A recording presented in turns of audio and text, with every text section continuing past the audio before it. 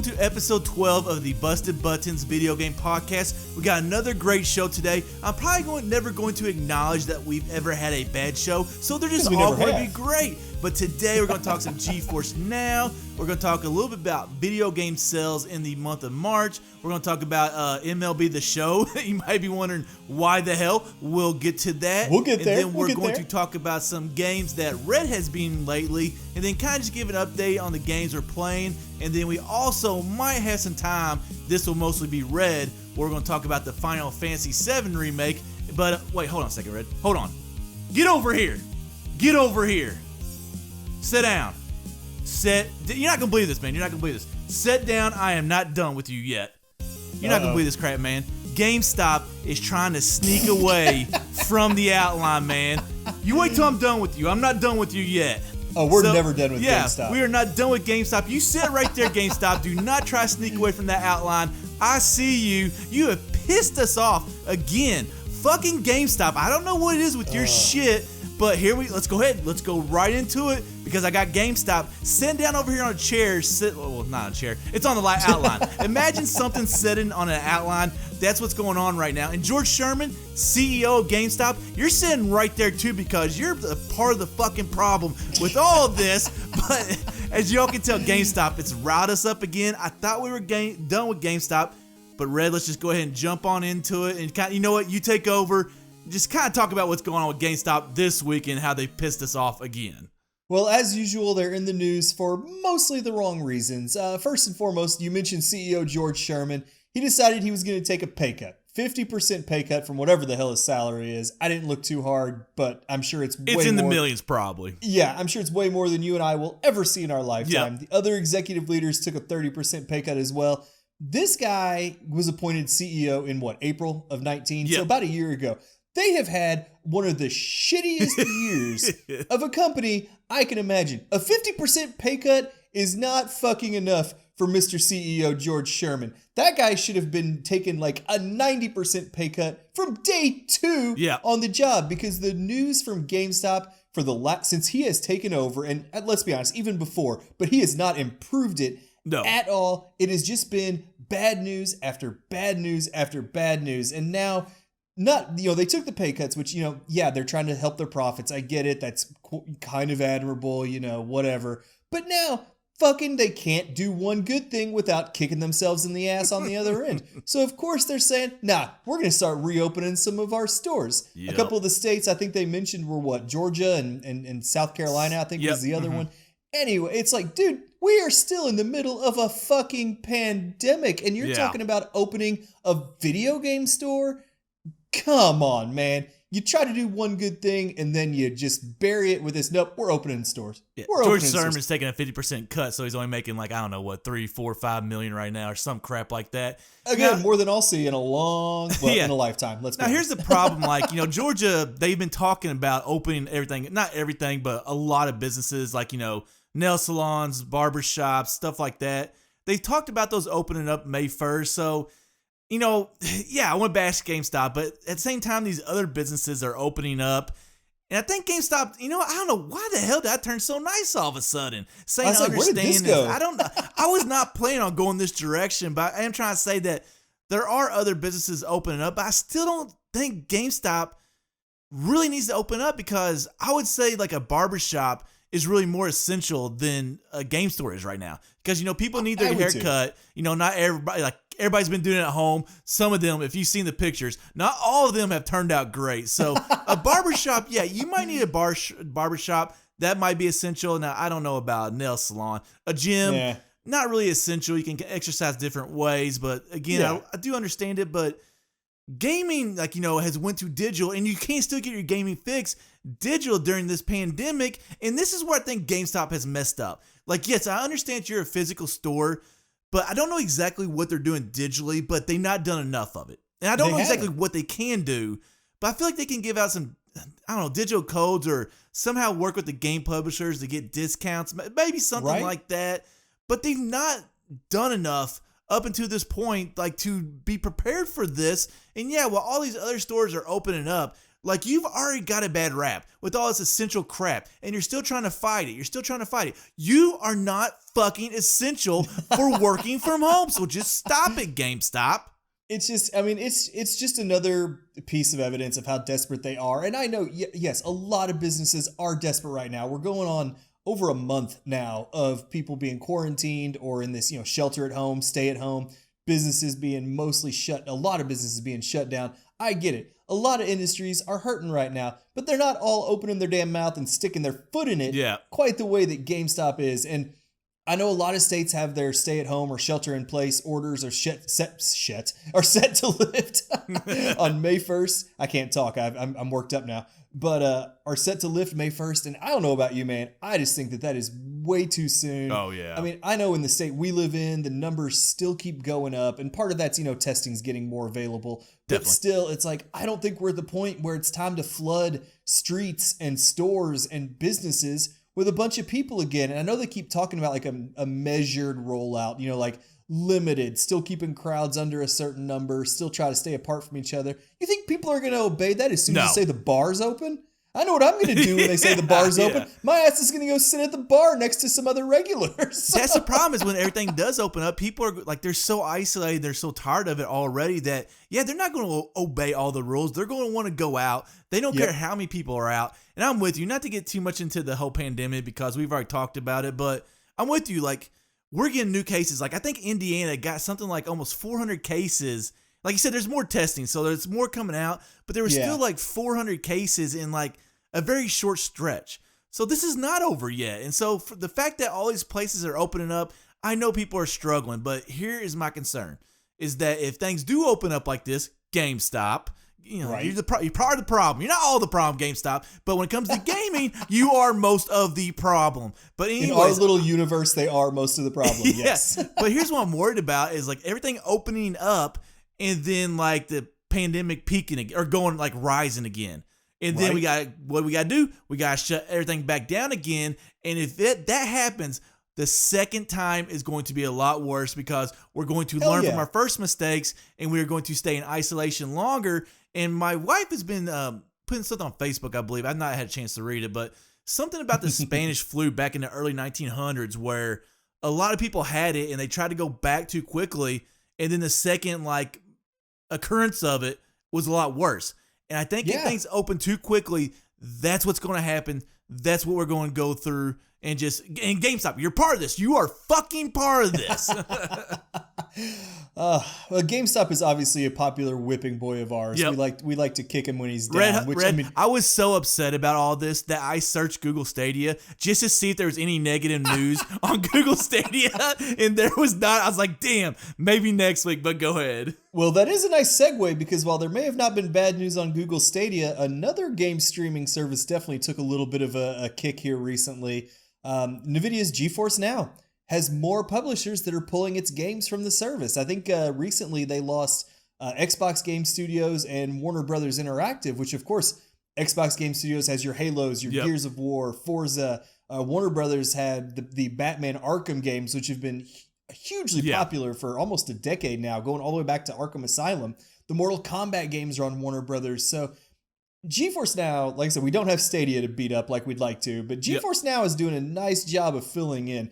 And it's just, I kind of get it from Xbox's standpoint because I know that with, the Series X and all that, they're trying to get their own streaming service really up and going. I get it, but man, GeForce has just fucked up its entire rollout. It seems like every other week there's an item on our outline about another publisher pulling out. And it's sad because I think the positives are there with GeForce Now. You don't have to buy the game again. You pay a little bit of a subscription. You can play it on just about whatever you want. And it's just, they fucked up. They didn't talk to the publishers. Yeah. It's that simple. It's anyway, I need a beer. Man, but I'm worried about where this is going because we're seeing this a lot with video streaming. And it's where these own companies are opening up their own streaming services, the best one recently being Disney Plus, and they're putting all of their stuff on there. And then, they're not allowing Netflix or Hulu to have it. It's only on that app.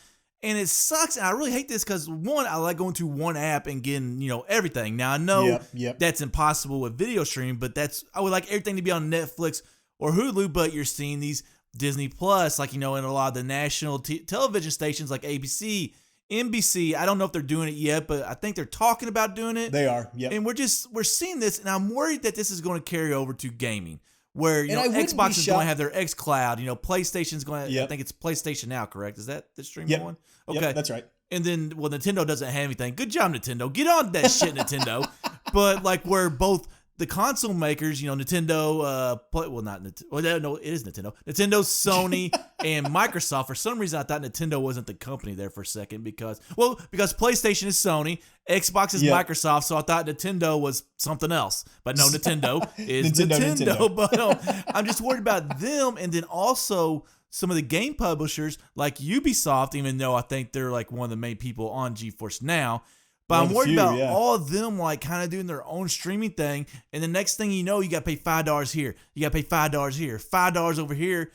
And it becomes too much because, one, you got to have all these apps. Two, you got to download all these apps. Three, you got to have a place, on your desktop or whatever with Nvidia GeForce Now. It would be on your desktop, but somewhere to put all these apps, and then you got to pay for all of them. And then people are sitting here bitching about cable. Well, when you got to buy 20 fucking apps, it's the same price. So what's the big difference? That's why I don't pay for fucking Nintendo Online. It's another subscription. Red, don't get me started. I'm already pissed off about GameStop. Do not get me started on Nintendo Switch Online. But go ahead. But I mean, it's kind of funny because we've already seen, like you said, the video streaming services really start to go this way.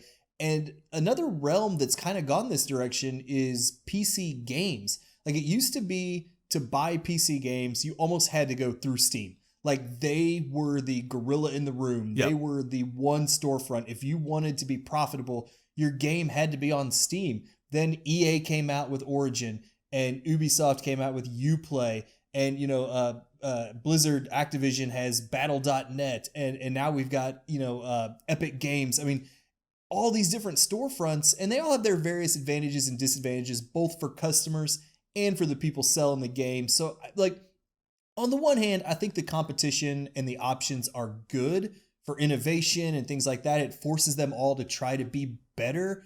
But as a consumer, I'm with you. I miss the days where Netflix had everything streaming that I wanted to see. Steam had every video game on the PC that I wanted to buy.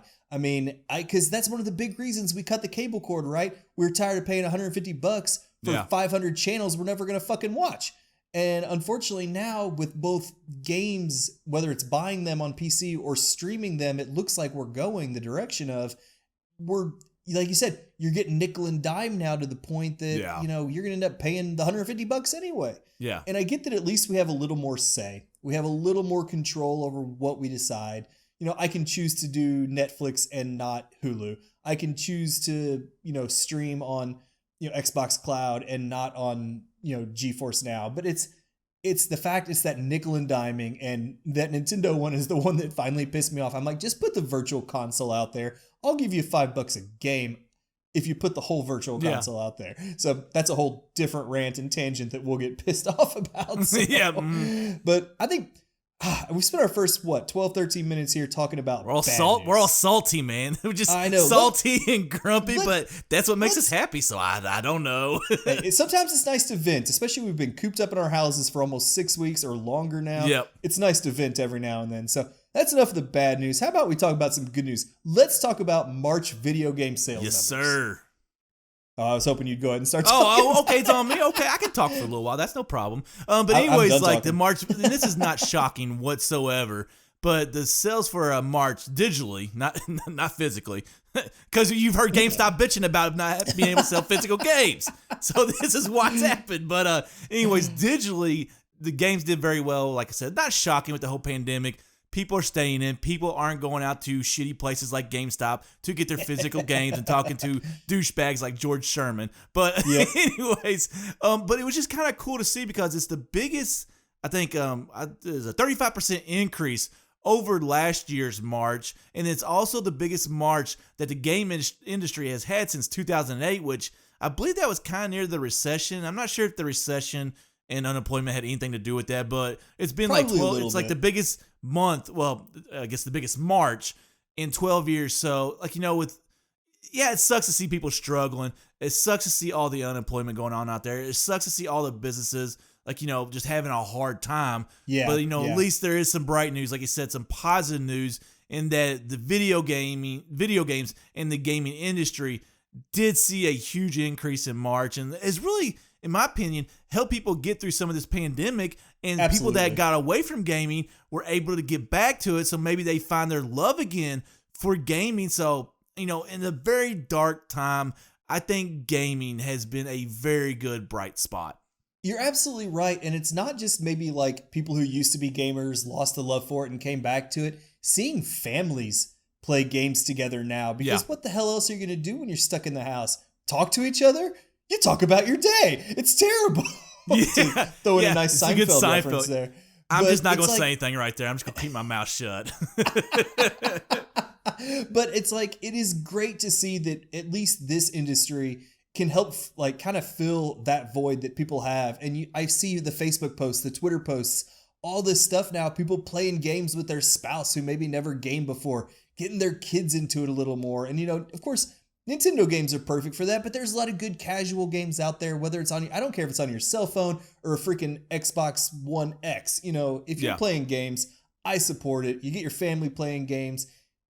I think that breeds some healthy, like, it's fun to smack talk to your significant other, your kids, as long as you keep it decent. But, it's fun to have something competitive, just some kind of outlet like that. So you're not just stuck sitting there pent up and pissed at the world, because like you said, it is kind of a shitty time. So I was happy to see some of those sales numbers, and it does make sense because you cannot find a damn Nintendo Switch anywhere. No. Apparently their March was also like record setting for consoles, and you're like, we're 3 years into the Switch's life cycle? Yep. And it's still setting records? Because what do people want to do?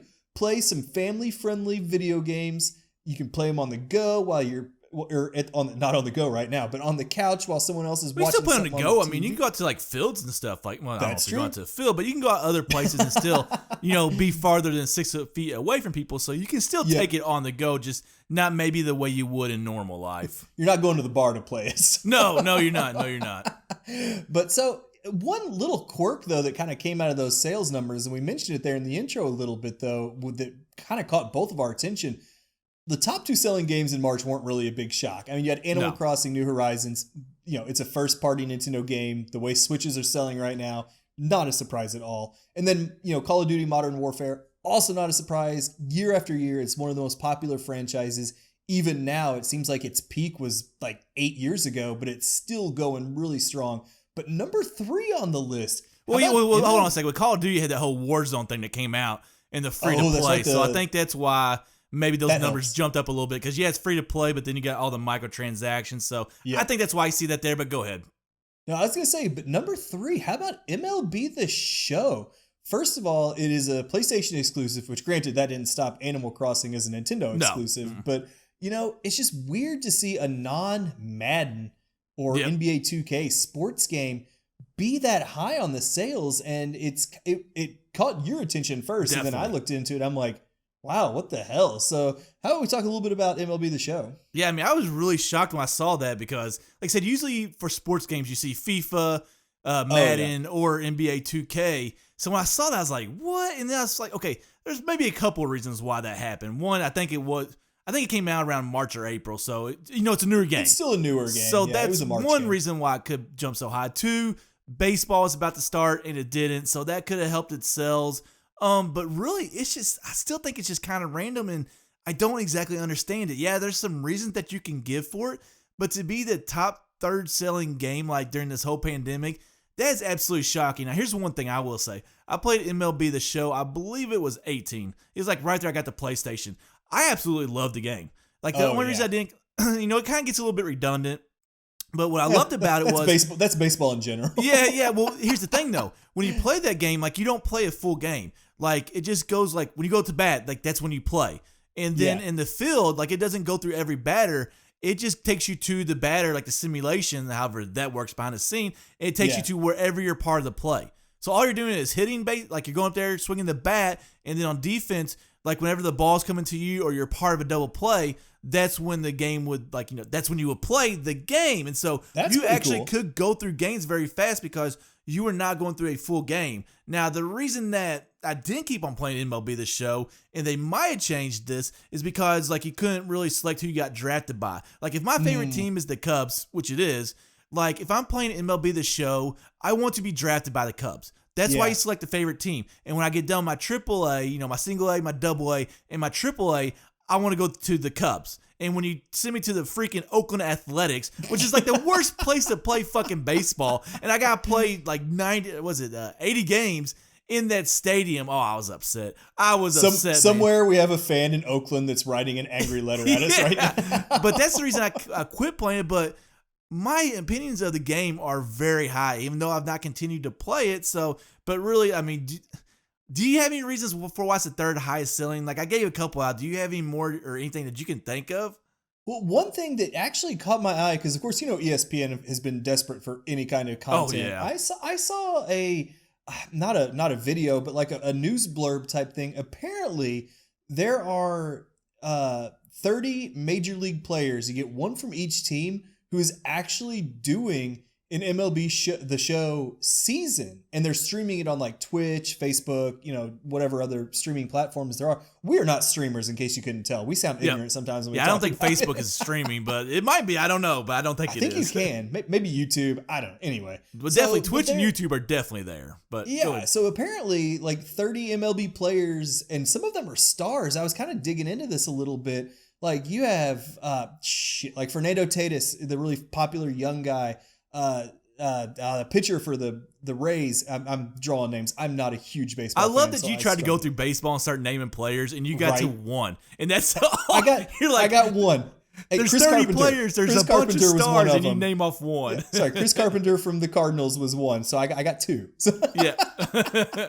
But Juan Soto was another young name that is doing it. So anyway, but the point is, like, I love that these people are losing their seasons, like in real life. So why not do something like this where you play like a quick abbreviated season just online on a video game and you stream it, either do it for charity, do it to raise money for first responders or for your like the ballpark people who are now out of a job because the season's canceled, the arena workers, the stadium workers.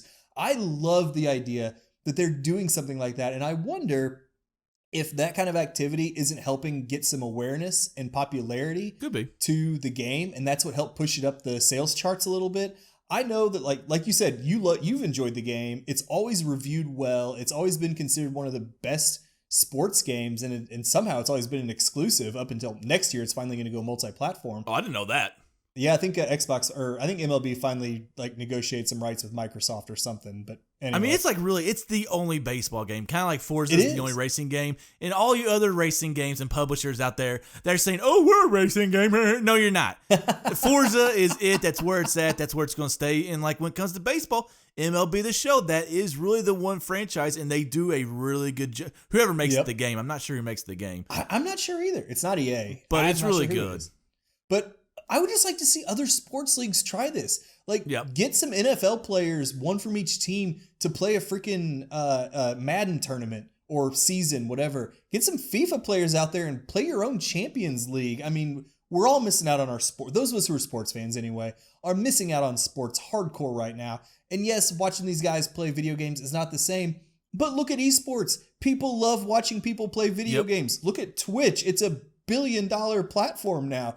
I mean, I think it's a great way to keep people talking about your sport, talking about your team, and if it raises money for a good cause, like I said, do it for charity, do it for stadium and arena workers, do it for first responders, whatever. Like, and plus, it brings attention to the video games. I mean, clearly, it's not hurting MLB The Show because it's sitting there in third in sales. But they'd be making a lot more money, though, if the MLB season was going on. But you know what? At the same time, you could say that about all the sports leagues. You could say that about all the businesses that are struggling. So, just try to do your best to get by and kind of create something differently during this time that you might not do otherwise, obviously, because it's a very weird and unique time. But let's kind of keep this good news train rolling because, man, we were real salty and negative in the beginning. But a few weeks ago, and I'm going to kind of let you talk about this because I know nothing about this. But a few weeks ago, we got the release of one of the most anticipated games of the year, the Final Fantasy VII Remake. So kind of just go ahead. What do you want to say about it? So, full disclosure, first of all, I have not played the Final Fantasy VII Remake. I never played the original Final Fantasy VII,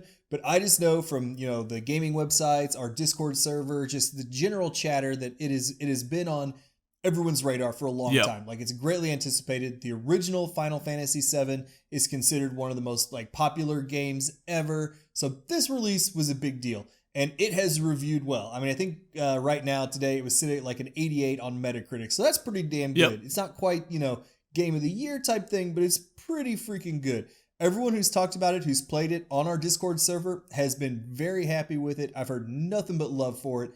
It seems like the updated visuals that they've gone for, they really hit the mark. They've made the world and the characters look really gorgeous. And they've also kind of used this opportunity to flesh out some of the side characters and the rest of your party a little bit more, just give them a little more personality, give them a little better story. So first things first, I'm happy to hear all the positives for a game. I know a lot of gamers have fond memories of the original Final Fantasy VII. So I'm excited to hear that the remake is doing well. People seem to love it. Even though I haven't played it, I have some thoughts though. Go figure. I mean, I don't really have anything to say because I know nothing. I mean, I have heard a little bit about it. I'm not really a fan of the JRPG, although I've heard they kind of changed that in the remake a little bit. I don't know if that's correct or not, but I'm not really a fan of that whole turn-based style gaming. Yeah. I played one or two games like that. I played one of the Fire Emblem games. It's on 3DS. You played Awakening back on the 3DS, right? What was? Yeah. I think it was on a 3DS. But I don't know, man. It was so long ago. But I'm just really not a fan of it. I might try one day. But I kind of talked about at this point in my life, I am willing to try new things. I tried Animal Crossing, loved it for 3 days. Fourth day, I was like, I don't feel like paying off debt. I'm done. So but I'm willing to try things. But I also usually know what I will and will not like. Yep. And so I don't think JRPGs are for me. If I find a game, I might give it one more shot.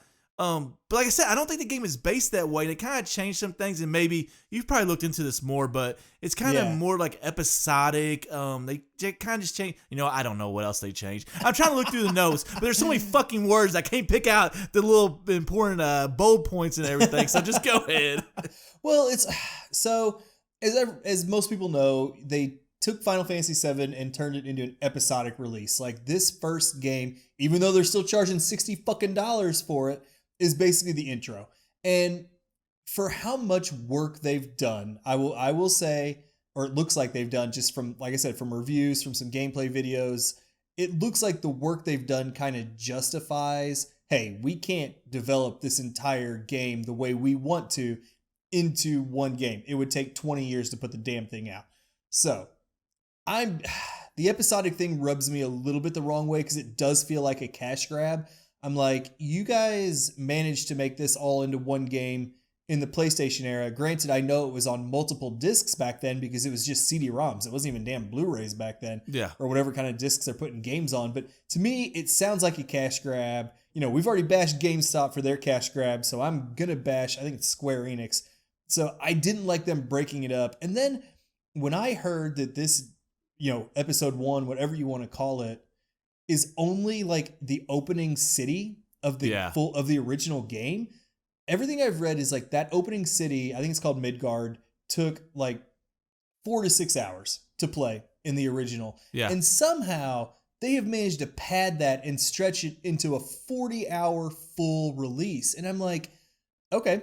Like I said, they've developed the characters a little bit more, probably a lot more side missions. It sounds like it looks beautiful. That sounds like there's going to be so much filler. I can't imagine stretching 4 to 6 hours into a 40-hour slog. To me, that sounds like so much overkill. And and one of the best analogies, I saw it on Twitter. I cannot remember who it was, but they said it's like when Peter Jackson took a kid's book in The Hobbit and stretched it into three-hour-long movies. Yeah. It's that's one of the biggest criticisms of The Hobbit. It's the book did not have this much stuff in it. So I'm looking at like, how do you take a 4 to 6 hour intro and make it into a 40-hour full, quote unquote full game without so much filler and padding that it just becomes redundant and you get burned out on it. So, and I know you kind of hit on this a little bit. They did change their combat system from the traditional turn-based to kind of the more real-time combat the more recent Final Fantasy games have had.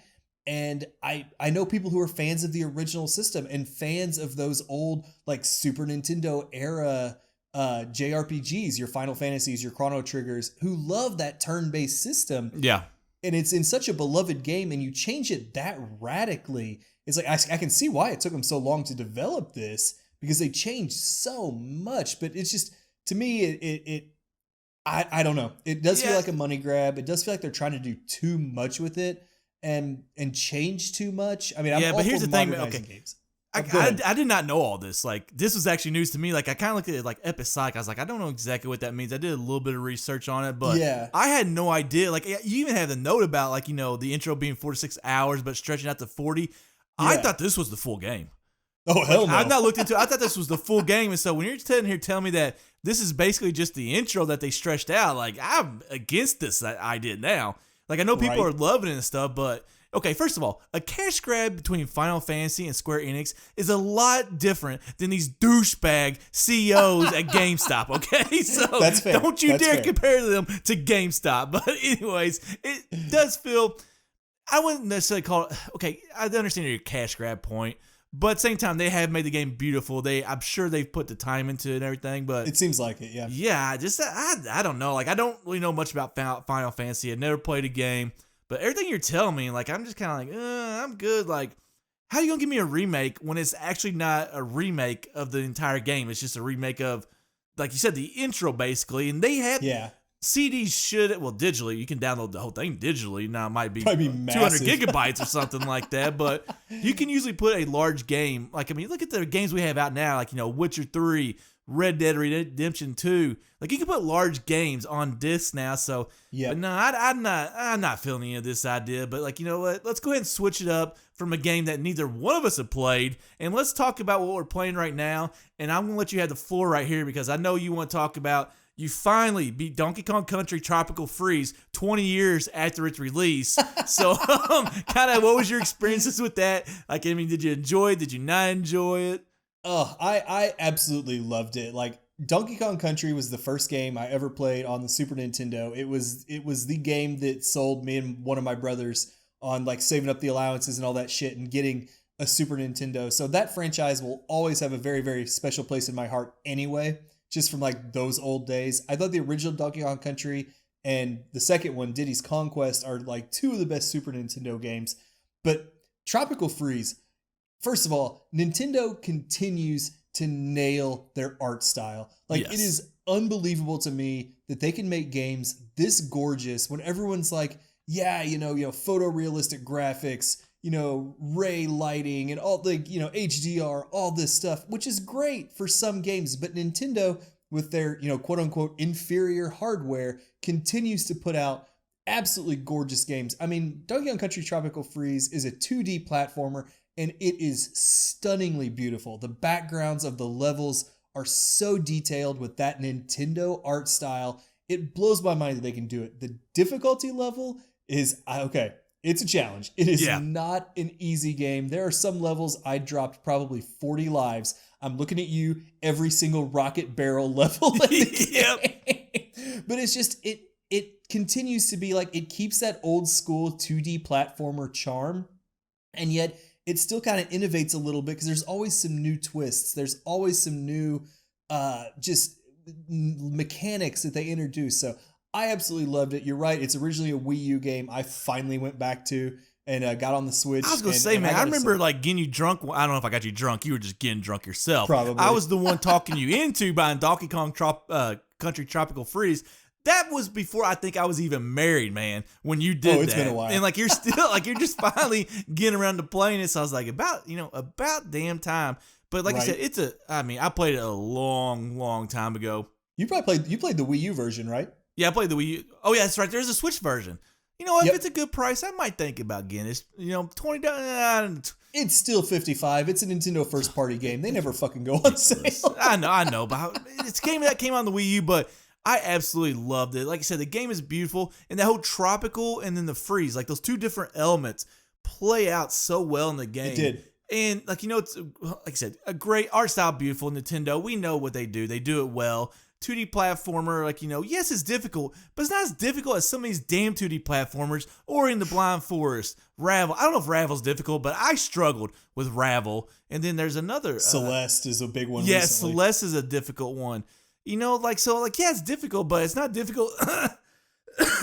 Sorry, Red. No, allergies Beer went again, down the man. wrong pipe there, right? Yeah, I try not to do it, but sometimes you just get to that point where, man, you just lose your voice and you just got just tag me in if you got to. Yeah, but it was just nice to. Yeah, it is difficult, but it's still, even though I never beat it, I got to the final boss and I could not beat that final boss. Oh, he was hard, man. And I don't know how many tries I gave it, but it was a decent amount of tries, and I could just you know what pisses me off about Donkey Kong is those 2 hits. Like you get 2, I think maybe 4 sometimes. But like you only get like 2 or 4 hits and then you're dead, and it's like I need more hits. I need like more hits on me before I die. That's why I never liked Call of Duty and I loved Halo so much, because I could get shot like 50 times in Halo and still not die, and that's what I needed. And in Donkey Kong Country Tropical Freeze, I needed something like that where I didn't die so quickly, but all my thoughts are the same as yours. No, I didn't beat it, but I did get to the final boss. So, in my opinion, I did experience the game, and like everything you said about it, I absolutely loved. But you also just got done recently. You're beating a lot of games. You got done recently with Assassin's Creed Origins, not Origins, Origins. So, kind of talk about what are your thoughts on that? Like, did you enjoy it? Did you not enjoy it? Well, I know I've talked about it a little bit the last couple episodes because, it literally is a 80 to 100 hour game. I loved the world. The Egyptian world was beautiful. The story was a good classic revenge story for like 9/10 of the game. The ending, I won't spoil anything more than I did drunkenly on Twitter the night I beat the game. But like the ending kind of goes off the rails at the end, which I feel like is a little typical of Assassin's Creed games because they try to mix too much of the current day and the past and all that crap. But it was worth playing, and I think it evolved the Assassin's Creed formula just enough to keep it fresh, because it's my 3rd Assassin's Creed. I know a lot of people out there have played every one, and I don't know how you don't get tired of them. Yeah. But I really enjoyed it. Well, if you've been playing them as they've come out, like it's not as big of a deal because they're released, I'm not sure, but every 2-3 years, maybe more than that. But there's been 11 installments, but if you're spacing them out, you can play them, but go ahead. Yeah, it was one of those where at first I was trying to do all the side quests because I did really love the story and the world, and like I know I talked a little bit about like the socio-economic stuff, and it's like I enjoyed all of it, but I hit my wall. I finally got to the point where like I'm tired of clearing out enemy camps and rescuing captives, blah blah blah, and it took 80 hours. So I will give the game credit. I loved exploring that world for almost 100 freaking hours. So before I finally said I just want to go finish it, so of the 3 Assassin's Creed Assassin's Creed games I've played, I'd probably put it second. I still like the pirate setting of Black Flag. Yeah. But I thought it was better than Syndicate. As much as I enjoyed like the Victorian era England as well, but it was mechanics wise, I thought it was the strongest. Just setting wise, I kind of preferred the pirates a little bit. So kind of brings up a conversation from last week, really, where we're talking about how many games should you play at like one time. Like, you talk about getting like 80 hours into it and kind of hitting your point, like, with all these camps and everything, which I kind of understand because I'm going through the same issue. I wouldn't say the same issue, but I already kind of see it like with Odyssey, where like, there's going to be a lot of that. And like, I don't mind it right now, but it will get kind of old. And the same thing happened in my favorite game ever, Witcher 3. Like when we got to Skellige and you had all those smuggler catches or catches or whatever they're called. What's the pronunciation on that one, Red? Cat? I think it's just Cash. Catch? Okay, whatever. I think so. But I think like there was too many of those, and so like I kind of got away from that. Just said, okay, I'm going to go on and beat the game. But like I said, kind of going back to our conversation on last week, we're talking about how many games should you play. Which I started there and I got off tangent, and now I'm back here. I'm back there now. I am back there now. That's why I love at least having 2 games to play, because you can kind of break that rhythm a little bit. Like I'm playing Odyssey right now and Control. So when I kind of get tired of that whole open world thing and going to all these camps and the question marks and everything, I can turn on Control, go shoot some people. A very linear game so far. I'm not very far in it. So that's why I think it's always great to have 2 games, because did you play like 80 hours straight up, like without a break, or did you have other games in between there? I was mixing it in a little bit. I was playing, God, what the hell was I playing? Shoot, I pretty much just focused on that. I was playing a little bit of Donkey Kong Country here and there, but that'd be more just like play a couple levels, get pissed off at Donkey Kong Country for killing me over and over, and go back to Assassin's Creed. So I actually did, part of it, of course, is being in this stay-at-home thing where you just sitting down and exploring an open world. Definitely. It's a great way. I live by myself. I'm not in the same boat with you, with the kids, the spouse, all that. So for me, I can just sit here and get lost in an open world for, 4 or 5 hours an evening, because God knows we don't work during work hours because we're working. Yeah. You don't play during game hours because you're working. You just said I don't work during working hours because we're working. We don't play during work hours. Sorry, that is absolutely. Sometimes I don't know. Some of these games feel like work every now and then, but no. So I actually did kind of do Origins pretty much straight. And once I was done with it, though, I had to do a palate cleanser. I had to knock out something linear and quick. And you actually turned me on to Uncharted: The Lost Legacy, which you've spoken very highly. Chloe's ass turned you on to the Lost Legacy. That's what turned you on to that game. But I will say, it's more Uncharted, and that is exactly what I needed after a long open world game. Uncharted puts the fucking fun in video games. They're just perfectly fun games. They're the summer blockbuster of video games. The writing of between the characters is really good. The worlds are beautiful. The stories are a little out there, of course, because they kind of get into, the treasure hunting and all this. Yeah. Some of them kind of hit on some supernatural stuff, don't get me wrong, but there's still just a ton of fun and, a quick 8 to 10 hours. I think I put in just under 10 hours into Lost Legacy to beat it, and I absolutely loved it. And I think at some point, kind of like we did with God of War a couple episodes of our podcast back, we will probably spend one talking about the Uncharted series, because I know we both loved it. We will definitely talk about the whole franchise on an episode, and maybe even talk about 1 or 2 games for a full episode. We might break up a little bit, because if you all not had a chance to play the Uncharted franchise, go play it. I actually believe that the Nathan Drake collection, which is 1, 2, and 3, I believe that may be free on PlayStation if you're part of the PlayStation Plus network, which is basically their subscription service. For the $60 subscription service that you have.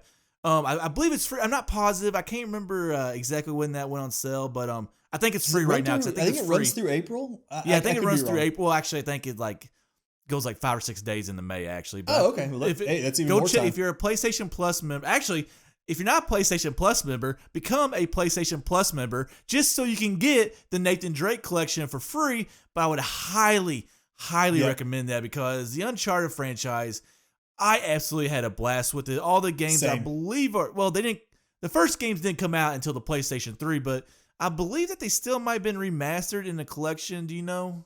Yes. 1, 2, and 3 were all remastered, and then 4 was a PlayStation 4 game, and then The Lost Legacy was PlayStation 4 as well. So they did remaster all 3 of them. Yeah, 1 is still a little rough around the edges, but it still looks good.